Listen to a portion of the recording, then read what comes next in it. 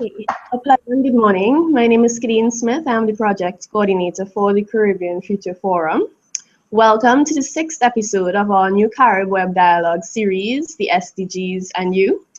This, of course, is the 6th in a new series of Caribbean Future Forum webinars, which aim at raising awareness of the Sustainable Development Goals, commonly referred to as the SDGs, their relevance to the Caribbean, and how we as a region can achieve these goals. In today's webinar, we are focusing on gender and sexual orientation, access to justice. This topic addresses SDG 5, which is to achieve gender equality and empower all women and girls, as well as SDG 10, which is to reduce inequalities. Joining us today is Judge Helen Whitener, and a warm welcome to you, Helen. Good morning, thank you. Judge Whitener was born and raised in the beautiful Caribbean island nation of Trinidad and Tobago. Educated in the British system, Judge Whitener arrived in the United States at the age of 16 to attend college, where she earned a bachelor's degree in business administration and international marketing. She then entered law school in 1995 at Seattle University School of Law, where she obtained her JD degree in 1998. On January 13, 2015, Judge Whitener was appointed by Washington State Governor Jay Inslee to the Pierce County Superior Court, which is the highest trial court in the state of Washington. Prior to her appointment, Judge Whitener was a former Washington State Board of Industrial Insurance Appeals judge and a former pro tem judge in Pierce County District Court and the City of Tacoma Municipal Court. Judge Whitener speaks quite often on human rights, access to justice, and the rights and responsibility of the judiciary, in ensuring the rights of all that appear before them to basic dignity and respect in judicial proceedings. She is very active locally, nationally, and internationally in various community service activities. In June 2015, Judge Whitener, at the request of the U.S. Embassy, visited her home country of Trinidad and Tobago to speak on human rights. Judge Whitener is a member of the International Association of Women Judges, the American Judge Association, the National Association of Women Judges, the Washington Court Superior Court Judges Association, the Washington State Bar Association, and other civic-minded organizations. Just before handing over to Judge Whitener, I would like to remind you to stay up to date with our activities through our website at CaribbeanFutureForum.com, our Facebook page, Caribbean Future Forum, and of course, you can follow us on Twitter at @forum_Caribbean. Throughout this webinar, please do feel free to submit your questions in the Q&A box that you will see below the screen. And now, without further ado, I'd like to hand over to Judge Whitener. Good morning. I want to thank the Caribbean Future Forum, the United Nations, and the other partners of the Caribbean Future Forum for the invitation to speak on gender and sexual orientation, the challenge to social sustainability as it pertains to access to justice. I also thank all of you who have taken the time to attend this webinar. I recently attended a conference of women judges from 81 countries, where the theme of the conference was Women Judges and the Rule of Law, Assessing the Past and Anticipating the Future. The keynote speaker was U.S. Supreme Court Justice Ruth Bader Ginsburg, whose message to the women judges was that judicial leadership is critical to human rights advancement, and equal justice is the glue of stability. I could not have said it any better, and it is a perfect starting point for today's presentation. Now, my comments are intended to be relevant to all nations, but I will focus some specifics to Caribbean countries. A core legal principle in the law of civilized nations is that everyone must be treated equally, without special privileges, discrimination, or bias. A review of the historical dialogue concerning the inclusion or exclusion of individuals based on identifiers such as race, gender, and sexual orientation reveals the integral part the justice system has played in undermining equal treatment of women, children, and LGBTI persons under many nations' laws. A brief review of the 2015 human rights reports for each Caribbean nation exemplifies the dilemma these countries face in implementing this core legal principle. Access to justice involves the justice system efficiently delivering fair and accessible outcomes to all, regardless of wealth and status. It is a system where an individual's rights are protected through a process that is neutral and without discrimination. It involves promoting accessibility by removing and eliminating barriers, and it requires a review of and fundamental changes to our justice system to ensure true access to justice for all who appears before our courts. When I speak of the justice system, I am referring to three agencies that operate together under the rule of law within a society, and they should operate free from arbitrary decisions of individual government officials. The first is the legislative agency that creates the laws. Second is the courts that adjudicate the laws. And third is the law enforcement agency that enforces the laws. The aim of the justice system should be to promote public confidence that the system is fair with equity, fairness, and protection of individual rights as its goals. Unfortunately, the three agencies of the justice system frequently impede access to justice for its citizens, and that is also true for a majority of the Caribbean countries. According to the 2015 human rights reports, the problems these countries face regarding gender and sexual orientation cover 5 main areas. They are consensual sexual activity, rape, sexual harassment, domestic violence, and children. Now, justice is culturally defined by the moral concept of the society within which it is viewed, and both morality and judicial teachings are based on principles of equality, equity, ethics, religion, and the like. Therefore, a review of the culture of a country is helpful and necessary in understanding the challenges it faces in providing access to justice. In many of the Caribbean countries, adult consensual same-sex sexual activity between men is criminalized with penalties ranging from 2 years to life imprisonment. Barbados and some islands specifically criminalize anal intercourse. In fact, anal intercourse in Guyana appears to be punishable with a maximum sentence of life in prison, regardless of whether the persons are of the same sex.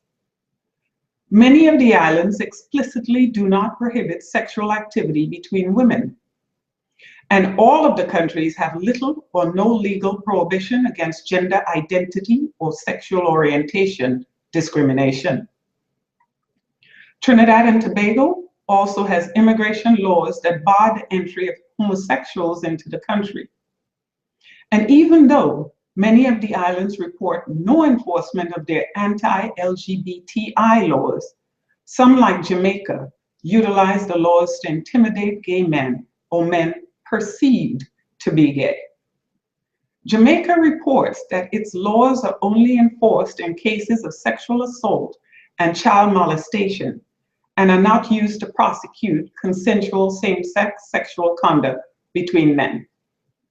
However, I must note that there are reported cases of murders of people perceived to be LGBTI persons, which makes the data reported questionable. In many of the islands, rape, including spousal rape, is illegal, and punishment varies from 10 years up to life imprisonment. Jamaica criminalizes spousal rape only under specific conditions, such as separation or during dissolution proceedings. In 2015 in St. Lucia, a criminal activity called rounchment, where parents of young rape victims choose to settle cases out of the court rather than pursuing prosecution, receive public scrutiny. This criminal activity is reported, rarely prosecuted. And one reason given for the parents' behavior is that the high unemployment rate among female heads of households has created an incentive for these women to accept payouts. One government official aptly acknowledged that this was a clear failure of the justice system, as the law has a responsibility to protect children. Many of the Caribbean countries have no laws that specifically prohibit sexual harassment, and limited legal remedies exist for victims of sexual harassment. Now, Guyana does have a law that prohibits sexual harassment, and it provides monetary penalties and awards of damages to victims. But in August of 2015, 3 law enforcement officers were dismissed for becoming pregnant. Turns out there was a rule within the police department prohibiting female constables from becoming pregnant within the first 2 years of their employment.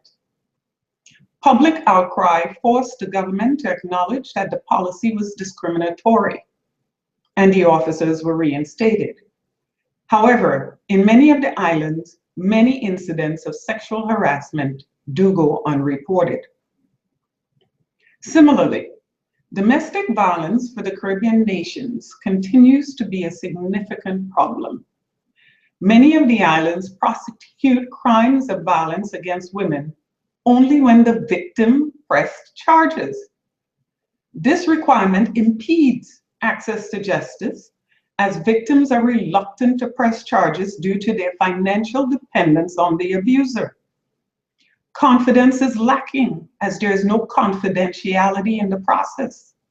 The police are usually part of the problem, and there's a general lack of confidence that a real remedy can be obtained through the courts, as sentences are short and support systems for the victims are inadequate. Many Caribbean countries have an inadequate legal framework for the protection of children, and young school-age children are vulnerable to rape and physical abuse. In 2012, Trinidad and Tobago's Children Act decriminalized sexual exploration between minors close in age, but then specifically retained language criminalizing the same activity among same-sex minors. In many of the countries, the legal age for marriage is 18, and underage marriage can be allowed with parental consent. Currently, Trinidad and Tobago is debating its marriage laws. The legal age for civil and Christian marriage is 18. However, distinct laws and various religious denominations determine the legal age for marriage. For example, the minimum legal age under the Muslim Marriage and Divorce Act is 16 for males and 12 for females. Under the Hindu Marriage Act, it is 18 for males and 14 for females. And under the Orissa Marriage Act, it is 18 for males and 16 for females. Many of the countries have laws that define a child as less than 18 years of age, with the age of sexual consent ranging from 16 to 18 years. Penalties for various forms of sexual contact with a minor vary up to a maximum of life imprisonment. St. Lucia has a defense of consent if a victim is between 12 and 16. In St. Vincent and the Grenadines, the law does not specifically prohibit child pornography. All of the islands have an underreporting of gender, sexual orientation, and child abuse crimes. There is reluctance of individuals to report incidents of violence or abuse due to fear of stigma, fear of retribution, or reprisal. There is also a lack of confidence in authorities because of harassment from or perceived insensitivity of law enforcement and the courts. And there's cultural acceptance of gender and sexual orientation-based violence. Police often hesitate or are reluctant to enforce domestic violence laws, and perpetrators of rape and sexual abuse against women and children enjoy impunity. Since the concept of justice differs in every culture, access to justice for Caribbean women, children, and LGBTI persons requires not just equality before the law, but also equal opportunity. Two concepts used interchangeably, but are not synonymous. Equality before the law stands for the proposition that all are equal before the law and are entitled without any discrimination to equal protection of the law. Whereas equal opportunity requires that all people be treated similarly without prejudice or unjust barriers. Many of the Caribbean countries have achieved what I call formal equality, but not substantive equality. In fact, the concept of equality for all has created a moral construct dilemma. It has created restrictions based on arbitrary characteristics, such as gender and sexual orientation, which has allowed nefarious decision-making based on those same identifiers. This must be replaced by equitable, just, and fair application of the law. There are extensive problems affecting all three parts of the justice system, and as a result, a comprehensive directive is needed to solve the problem.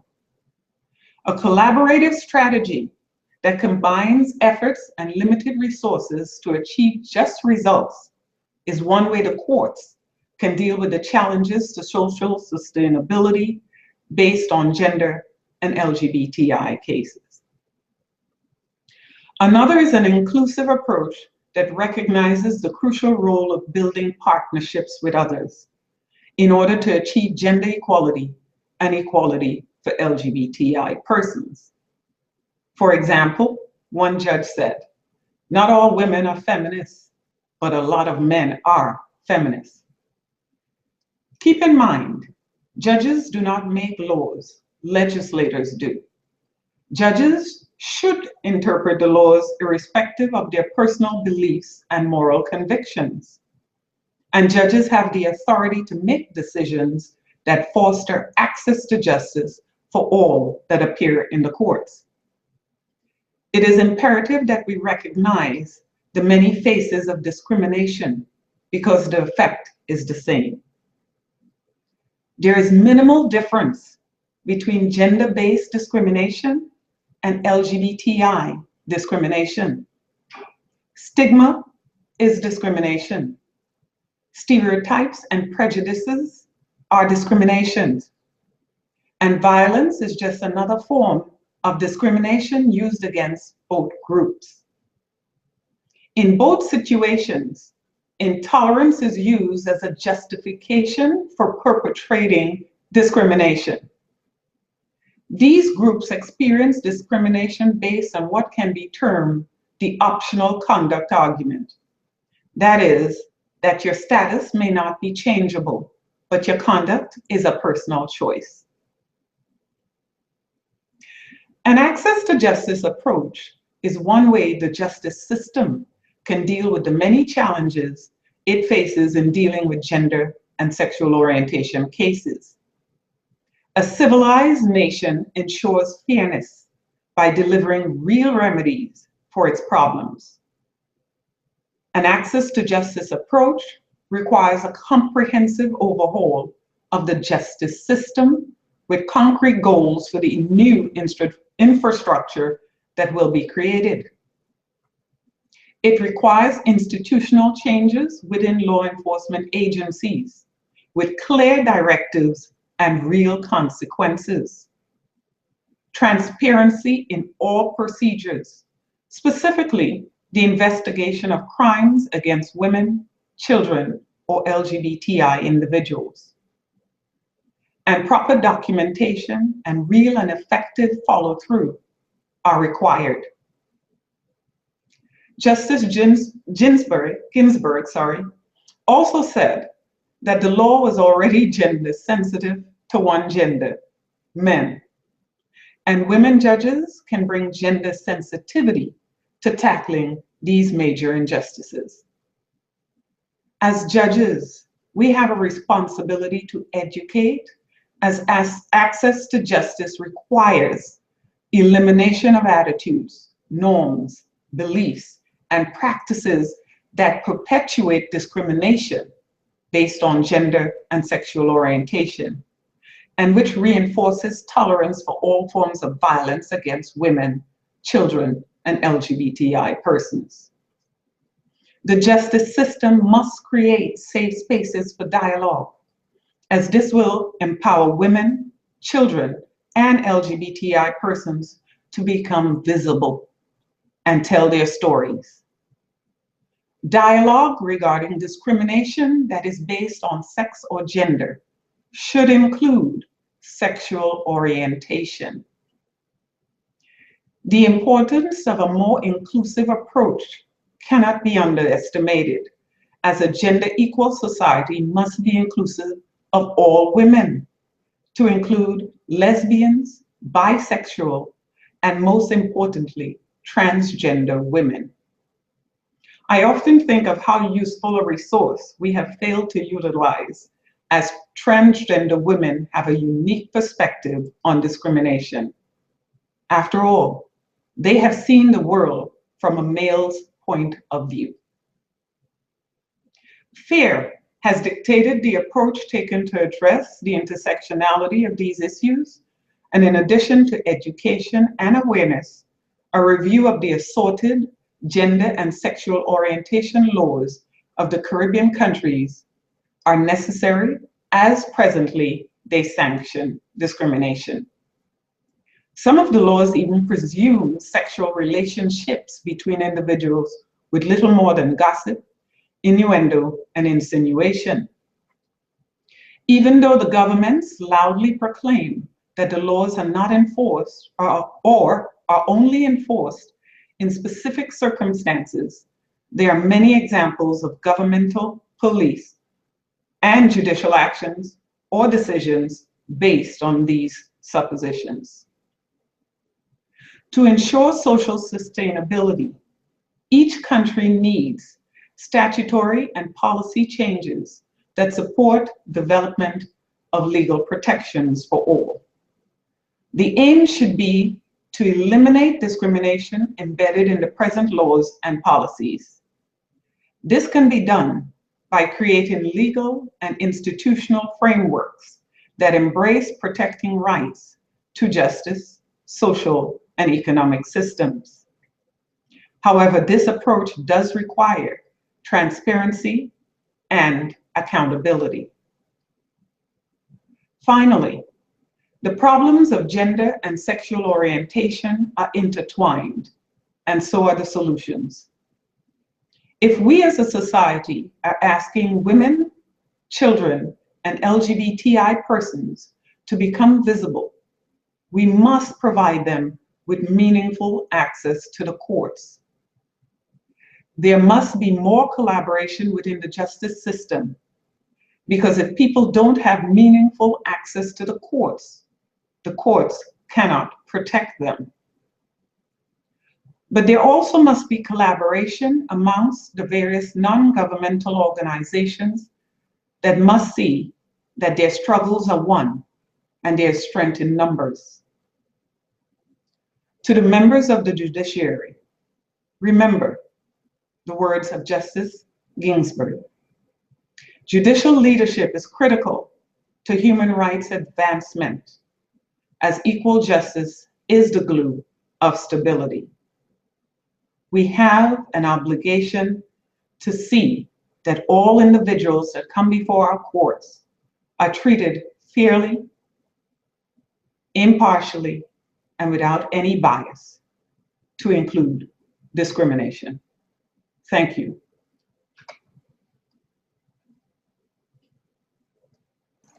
Okay, thank you very much for that quite comprehensive presentation. Quite a lot of useful solutions and hints that were given there. At this point in time, we're going to give the audience an opportunity to ask your questions. I see that we've already received some questions, so we're going to go right into answering these. Okay. And of course, if you have any technical difficulties, please refresh your page and the webinar should be loaded and you can submit your questions. So the first question: ongoing training of members of the judicial system, including lawyers, judges, etc., is essential. How can this be incorporated in the existing judicial training mechanisms? This is where I believe the judiciary has to take a role in establishing a curriculum that addresses these issues as I've listed and make it part of the curriculum for our lawyers, for our judiciary, and for the public at large. I believe in a collaboration effort. So we have individuals in the education system, professors, teachers, who can then connect with the NGO establishment. Those individuals have on-the-ground information. And then you have individuals such as myself and lawyers who bring the legal perspective, be inclusive of law enforcement as they have to enforce the laws, and they appear to be a big problem in many of the Caribbean islands.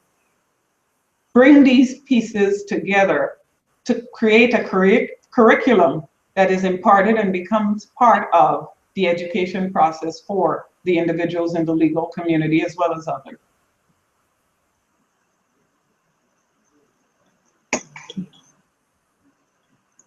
Okay, thank you very much. And we have another question.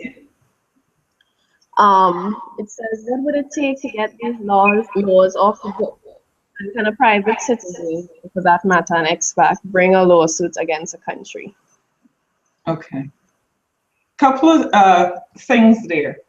In regards to the second question as to whether or not a private citizen can bring a lawsuit against a country, I believe each country would have its own laws and procedures as to how that can be done, if it can be done, because it can be very much a country-specific or a nation-specific legal question. In regards to what one can do in regards to changing the laws, it is very difficult to change the laws, and you need a momentum of some sort, which is why I also believe that educating and making people more aware of women's issues, LGBTI issues that affect these particular groups, how these laws impact these various groups, as well as individuals that don't belong to these groups. As I've indicated, one of the laws in regards to anal intercourse, and I believe it's Guyana, actually affects individuals who are not homosexual. It affects heterosexual individuals. So before you get people to change their laws, and there will always be a fight back in regards to doing so, it is easier to work on changing people's minds through education and making them aware. Fear is a big factor that's running through a lot of the Caribbean nations. Fear and incorrect education being put out there as to these different groups, and that is feeding the discrimination, the stigma, the stereotypes that these groups are facing. I do believe being visible is helpful. However, I am very cognizant of the fact when you ask people to be visible, you have to be able to protect them. Why then should they come out? You know, it's blaming the victim kind of mentality. Why would a battered woman report that she's being battered when there are no support networks in place or adequate support systems in place to protect her? She comes before the court, the individual gets minimal time, if at any at all. She goes to law enforcement, you know, it's not high priority. We are letting our citizens down, we, the justice system. And so hopefully in answering your question, it takes awareness. Changing the laws is very difficult to do, but it can be done, and it will be done, I'm quite sure, but it's going to be a slow process. Okay. All right, thank you very much. And then moving right along. How can domestic workers, this is from Trinidad and Tobago, how can domestic workers get justice in TNT when they are not recognized as a worker under the Industrial Relations Act? Even though the CEDAW has made that recommendation to our government, the situation remains the same. And that's where, more than likely, in order to address that question, we're talking again about collaborative efforts. The issue that was just raised by that question indicates to me that some of the NGO organizations in Trinidad and Tobago are not seeing the intersectionality of the issues that they are facing. You cannot discriminate against one group and then hold yourself up as not being discriminatory in another. You cannot have policies in place that protect one group and doesn't protect others. So in order to address that individual's question as far as domestic workers, I do believe a collaborative effort with some of the NGOs in Trinidad and Tobago can assist in addressing that disparity in treatment. Great, thank you. And then, so you spoke about meaningful access to the courts as fundamental for the achievement of gender equality. You also stated that without access to the courts, individuals cannot be protected. In the Dutch Caribbean, meaningful access is hindered by language. How would you speak to the importance of language in accessing the courts specifically and the law in general? Language is key because the law itself is words. And you have to communicate, which is by way of education. You have to communicate and make people aware of deficiencies within the system. Language is huge. Even here in the United States, we are dealing with a language issue. And what the courts here have done in Washington State is actually started a process of creating what we call plain language forms and documents.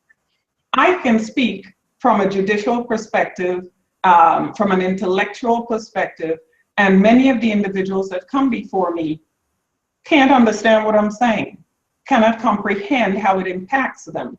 So similarly, I believe in regards to the Dutch language issue, taking the issues and breaking it down to plain language may be one means of addressing that issue or that problem that that particular country is facing. You have to look at the laws and you have to make them accessible. In making them accessible, you have to make it the language plain enough that all can interpret and understand what is being done. Okay, thank you very much. And another question concerning the current discussion in Trinidad and Tobago on the age of consent for marriage. To what extent is this a cultural and/or a national legal issue? I think it's both. First of all, it's a cultural issue because as I prepared this presentation, growing up in Trinidad and Tobago, because I left at the age of 16, I was aware of marriages of young individuals from different religious groups. I honestly cannot tell you that I was aware that there were at least 3 or 4 different marriage acts that were based in religion. I just thought they were religious teachings, but I did not realize there were actually legal acts in place. The question I have is, why do we need different marriage acts to protect children? And my review of the law indicates that it's actually the females, because the age of consent in one aspect of the laws indicates 16, yet some of the marriage acts in Trinidad and Tobago allow marriage as young as 12. We are not protecting our children. In regards to whether or not this is an international problem, of course it is. It is an international legal problem. It's an international human rights problem, because children that age cannot consent. However, we have to be cognizant of the cultural issues facing certain groups under these marriage acts, because it's religion. It's based on their religion, convictions, and beliefs. And we have to take into account that. So I would have to say that the religious leaders of these religious organizations need to honestly look at what is the import of having marriages of a 12-year-old. What is the aim of that, and why is that still on the books? Because, and why is it relevant to your religion and your religious conviction? What benefit does it give your religious teachings? Because I really believe if they look at it, they will realize there is none. At the time that these laws were put in place, these marriage acts were put in place, their religious teachings evolved, maybe. But the world has evolved from that. We see these young individuals as children that need protection. And the whole idea of giving them adult responsibilities with an adult male is reprehensible and needs to be changed.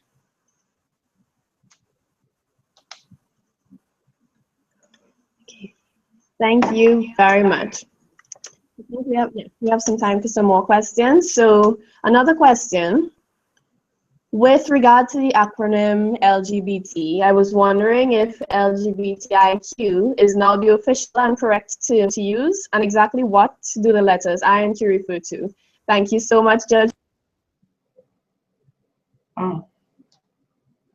Can you, hello?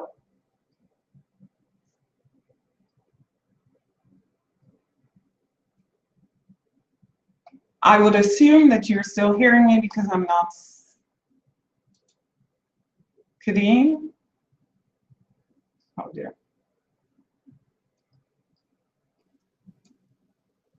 All right, I will continue and assume that you're hearing me. Okay, can you hear me?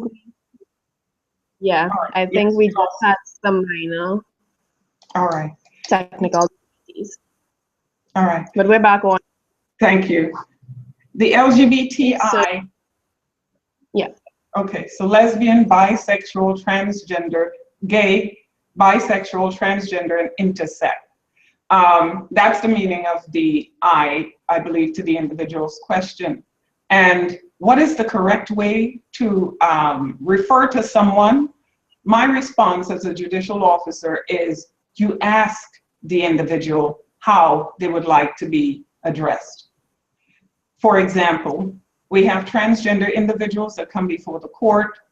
You ask the individual how they want to be addressed, whether they want the pronoun he or she, whether they, it depends on the situation. So instead of presuming I believe the best course of action is to ask.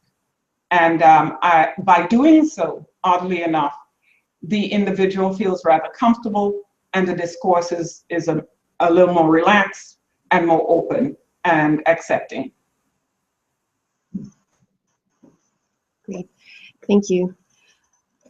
And another question, how can gender and sexual minorities best organize in environments of gross structural violence without depending on an allyship that can very often be itself transactional and exploitative on both an interpersonal and group level?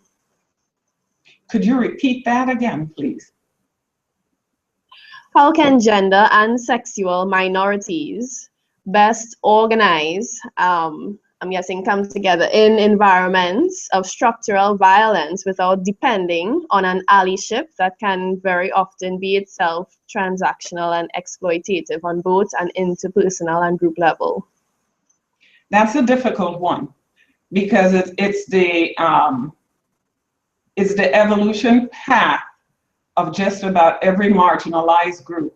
It's the question that every marginalized group, I believe, has had to address at some point in time. Because many times you start off with one, and how do you address discrimination, prejudices, stigma when you're small? And that creates a difficulty there because many of the Caribbean islands are in that exact same position, which is why my take on that situation is we have to create partnerships. We cannot do it alone. You may think you are alone, but there's a risk to be invisible because the negativity that's coming towards us is so severe. But some visibility is required. Reaching out and opening up when you feel it's safe to do so is one means of starting the process. You have many allies today, which is a lot better than it was back in many years ago. But you have many allies today in different parts of the economic structure, societal structure, that can be assistance. The difficulty, I think, is finding these individuals. And that's where we have to do a better job of getting that information out, especially to outlying areas, individuals who are not connected. But that is a very important question and a very difficult dilemma. Just about every country, to include the United States, has on some level. You have to become a little visible, you have to take a chance, but I say if you do so, be safe with it. Great, thank you. Another question. Coverage of cases by the media can translate into inflammatory, sensational headlines. They also sometimes blame the victim and report cases of sexual violence and rape as sex between the victim and perpetrator. They suggest unfairly that the victim consented in the act before the courts. What mechanisms are there to have the media report more accurately on sexual violence and rape cases? Okay, we're back to educating. Unfortunately, we have a number of uneducated individuals in positions of authority. Unfortunately, I feel sad that I have to say that, but it is so true. In that, we look up to these individuals, they speak from a position of authority, and yet they are speaking about things they know nothing about. We have to change the communication mechanism, the dialogue, the terminologies used, the concepts behind some of these issues. I just gave you one, blaming the victim. How can you refer, for example, how can you be upset with a woman who has been abused and then she's required to file charges? Are we missing a core premise here? She is abused, and she has been abused by her abuser, and now she's being abused by the system. She's being asked to come forward without any support mechanism whatsoever in place. Education is key. But back to the question regarding the media and their disclosure of inaccurate information. We live in an age of social media, and thank goodness we do. We need to utilize these forums to get educated discourse out to the community. Many individuals are using these mediums. The print media is still very popular in a lot of the Caribbean countries. However, you will see that a younger generation is moving more towards social media because it's more encompassing of worldviews. So we need to control the dialogue. We need to control the language used to define the situations that are being used to define us. A person who has been raped means non-consensual. So you cannot have consensual rape. So therefore, that individual is a victim. And the right terminology is a victim. Stop blaming the victim for the actions of his or her abuser. So we need to control the dialogue. We need to do a better job of educating the uneducated authoritative figures that we have. And we also need to understand, each one of us, that this is a learning curve. I don't know everything. You don't know everything. But I bet I can learn a lot from you, and you can learn a lot from me. And that is the purpose behind these forums and the discourse. We both get something from it, and we need to take that information and take it out beyond this webinar, beyond this discussion. We need to put action behind the words. Thank you. And I think we have time for a couple more questions. So as we address the issue of the child marriage, we have to be careful when it comes to raising the age of sexual consent, as this can and will have implications for access to sexual and reproductive health. Is there a way to keep the two separate? Minors should not be forced to marry, but minors engaging in sexual activity should have access to SRH without parental consent. I missed part of that question, so could you just repeat it, please? No problem. As we address the issue of child marriage, we have to be careful when it comes to raising the age of sexual consent, as this can and will have implications for access to sexual and reproductive health. Is there a way to keep the two separate? Minors should not be forced to marry, but minors engaging in sexual activity should have access to SRH, sexual and reproductive health, without parental consent. That's a very, very insightful question. I believe we need to see them as intertwined yet with distinct differences. The Marriage Act deals with the age of allowing a minor female, it appears most of the minors in that situation are the females, to marry adult males. The issue there is not just sexual. The sexual interaction is a very big part of it, because that goes along with marriage under a number of these religious tenets. The issue there is a child being given adult responsibilities, sex being one of those responsibilities. But there are many other responsibilities adult women in marriage take on that a child should not. In regards to the sexual consent, raising the age of sexual consent, that's different as far as my review of it, in that that is a legal requirement for our courts to avoid children from taking part in adult sexual activity that has the repercussions, as you're indicating, of reproductive health issues. Can we keep them separate? We'll have to, until we have some consensus in regards to the legal age of consent. We also need to work on the reproductive health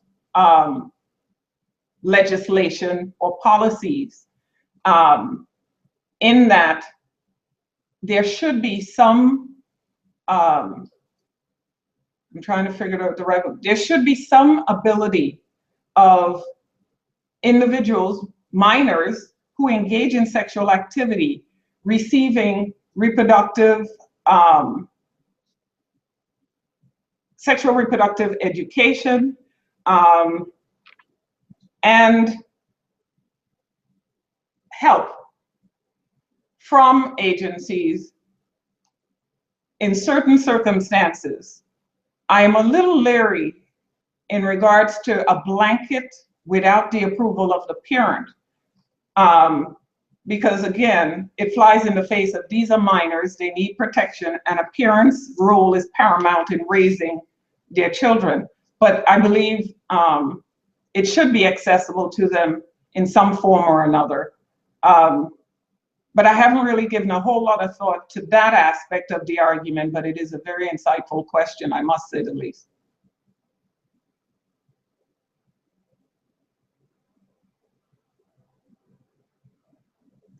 I can't hear you. In Trinidad and Tobago, same-sex partners cannot adopt.